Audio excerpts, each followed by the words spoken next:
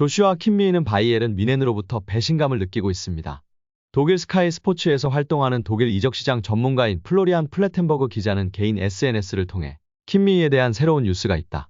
이제 킴미히가 이번 여름에 뮌헨을 떠날 가능성은 배제할 수가 없다. 킴미히는 특정 조건에 의해서 떠나는 걸 배제하지 않는다고 보도하며 화제가 되고 있습니다. 독일 스카이 스포츠 소속이자 뮌헨 소식에 정통한 기자로 잘 알려져 있어 팬들의 시선이 쏠리고 있습니다. 킴미히와 연결되는 팀은 이강인의 소속팀인 PSG입니다.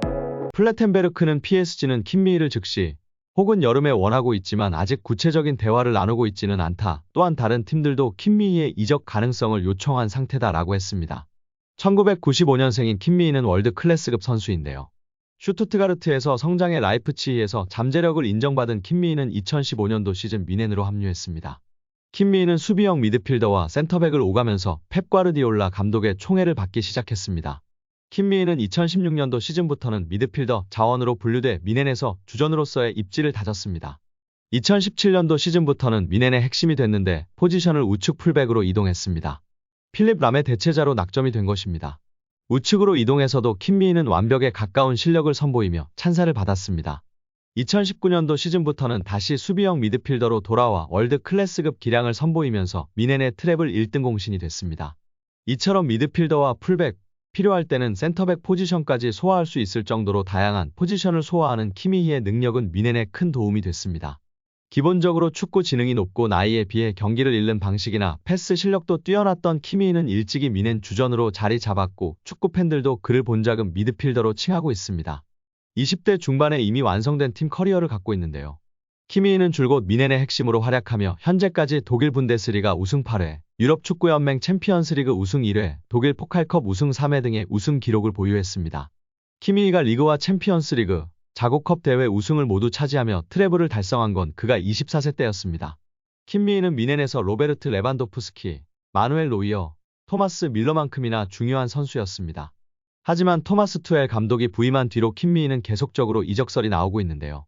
원래는 에이전트를 고용하지도 않을 정도로 뮌헨에서 대한 충성심을 보여준 선수였는데 현재는 새로운 에이전트를 구했습니다. 이유는 뮌헨에서 재계약 제안을 하지 않고 있기 때문이었습니다. 킴미히는 2024년도 시즌을 끝으로 계약이 만료되는데요. 다가오는 여름이면 계약이 1년밖에 남지 않습니다. 뮌헨이 킴미히를 정말로 중요하게 생각했다면 재계약 제안을 넣고도 남을 시기인데 구단에서 연락이 없자 킴미히는 스스로도 이적을 열어두게 된 것입니다.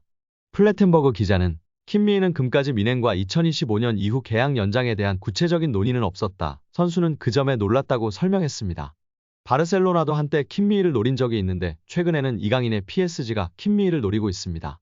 플레텐버그 기자는 PSG가 이번 겨울과 여름에 그를 원하지만 아직 구체적인 논의가 이루어지지 않았다.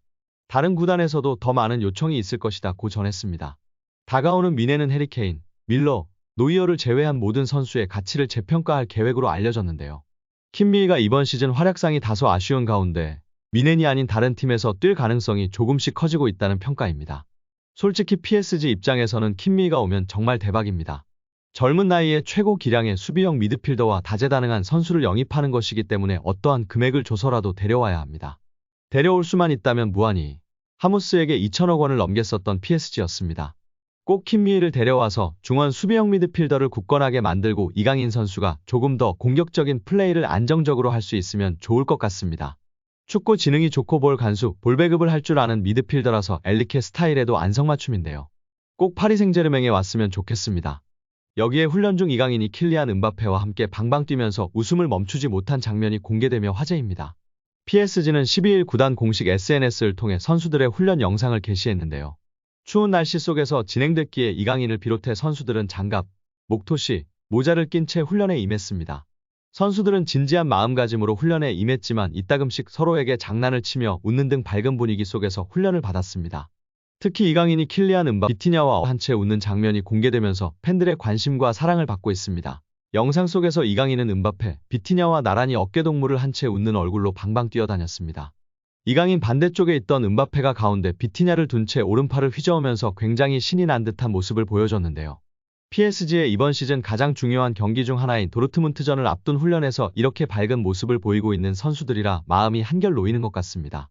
PSG 핵심 멤버인 음바페와 비티냐와 즐겁게 훈련을 받는 모습을 보고 국내 축구 팬들은 이강인의 친화력과 선수단 내 입지를 다시 한번 확인했습니다. 평소 이강인은 PSG 에이스이자 세계적인 축구스타 은바페와 같이 붙어있는 장면이 자주 목격돼 화제를 일으켰는데요. 두 선수의 절친한 관계는 경기장에서도 긍정적인 영향을 끼쳤습니다. 이강인은 지난 10월 브레스트와의 리그 1 10라운드 원정 경기에서 환상적인 패스로 은바페의 득점을 도우면서 리그 첫 공격 포인트를 올렸습니다. 은바페도 이강인이 리그 데뷔골을 터뜨리는데 도움을 줬는데요.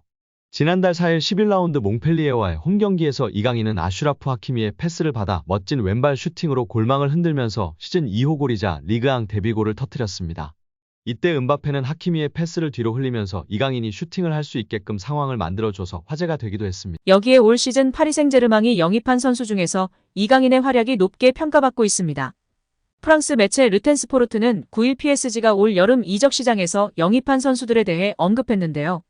PSG는 지난 시즌 종료 이후 메시와 네이마르가 팀을 떠났지만 올 여름 이적 시장을 통해 이강인을 포함해 덴벨레, 무아니, 하무스, 아센시오, 우가르테, 에르난데스, 슈크리니아르 등 10명이 넘는 선수들을 영입해 선수단을 개편했습니다. 르텐스포르트는 PSG는 지난 여름 이적 시장을 통해 선수단을 새롭게 단장했다. 많은 선수들이 PSG에 합류했고 일부는 시즌 시작부터 인상을 남겼다며 PSG는 메시나 네이마르 같은 스타들이 사라졌고 프랑스 국적을 가진 선수들로 대체됐다. PSG에 좀 더 프랑스의 정체성을 부여했고 무아니와 덴벨레가 합류했다. PSG는 신예 미드필더 우가르테 영입을 위해 거의 6천만 유로를 지출하는 도박을 했다. 지난 시즌 부상으로 활약이 적었던 슈크리니아르는 PSG에서 부활했다고 평가했습니다. 특히 가장 예상치 못한 활약을 펼친 선수는 이강인이다. PSG 이적 이전에는 크게 알려지지 않았던 이강인은 훌륭한 발견이라는 것을 입증하고 있다며 이강인은 PSG에서 사랑을 받을 선수다. 차분한 성격과 함께 기술이 뛰어나다고 조명했습니다. 한편 이강인의 경쟁자로는 미드필더 비티냐와 오른쪽 윙어로 주로 나서는 우스만 덴벨레가 꼽히는데 소셜미디어를 통해 알 수 있듯이 현지 팬들은 이들이 나설 때보다 이강인 나설 때가 낫다는 의견이 줄을 잇고 있습니다. 이강인이 비티냐에 비해 UCL 등 큰 무대에서 압박감을 덜 느끼고 천재성을 보여주는 한편 덴벨레보다는 더욱 효율적이고 정교한 플레이를 펼친다는 것인데요. 프랑스 리그가 11라운드를 지나 시즌 중반으로 접어든 시점에도 PSG의 확실한 주전 조합과 포메이션을 규정하기는 힘든 상황입니다. 은바페와 덴벨레의 공격력을 극대화하는 방향으로 선수 구성을 하고 경기 중에도 수시로 포메이션을 바꾸기 때문인데요. 때로는 미드필더들이 풀백처럼 수비적인 역할에 치중하면서 공격력이 떨어지는 악순환도 벌어지고 있습니다. 패스 축구를 표방하나 골을 넣어야 하는 수단이 되어야 하는데 패스가 축구의 목적인 것 같다는 비판에 직면하고 있는 실정입니다. 또한 은바페, 덴벨레에 많이 의존하면서 경기력 기복도 심한데요. 다만 덴벨레의 부진이 계속 이어진다면 엔리케 감독이 결단을 내릴 수도 있습니다.